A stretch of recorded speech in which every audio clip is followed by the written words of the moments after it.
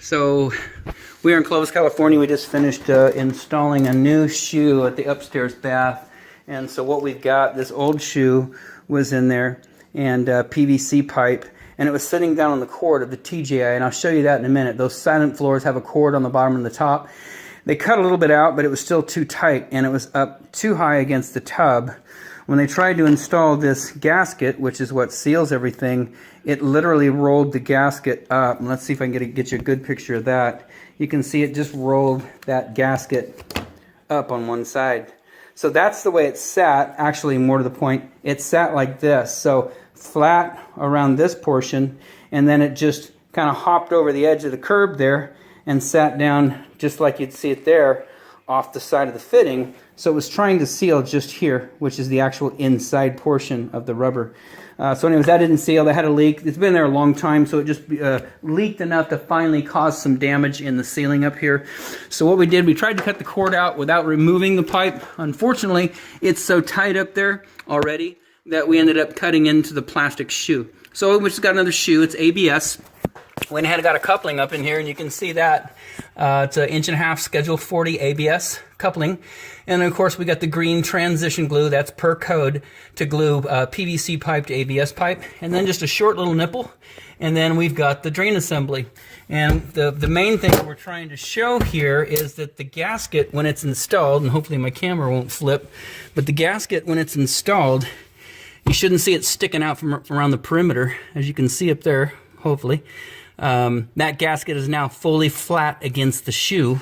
Same thing over in this area. And I can probably get up a little closer in there unless I throw my fingers in front of the camera. So up in there, you can see there's the shoe, and the gasket is all the way up on top. And the way we accomplished that is we went ahead and we cut some more of this silent floor out, the cord, and then went ahead and upstairs so we could push down slightly on the drain assembly to get the gasket in there. So that gasket is seated nice all the way around. We can't get to the backside because it's beyond a wall. Can't take a picture of that, but it's certainly installed correctly now. We're going to give it a few minutes to dry. Meanwhile, we're going to go upstairs and take a video of the drain assembly that we put in upstairs, and then we'll wrap it up and call it a day. So we're still here in Clovis, California. We just like I took a video downstairs and showed the repair that we did. The main problem that was happening, mainly, I would say that the sanitary tee that comes from the P-trap down below was just plumbed in a little high, and then the arm came over and was too tight to the tub to where you couldn't get a gasket in there. Additionally, there's a cord on the silent floor that runs this way in the wall, and it's directly underneath the shoe.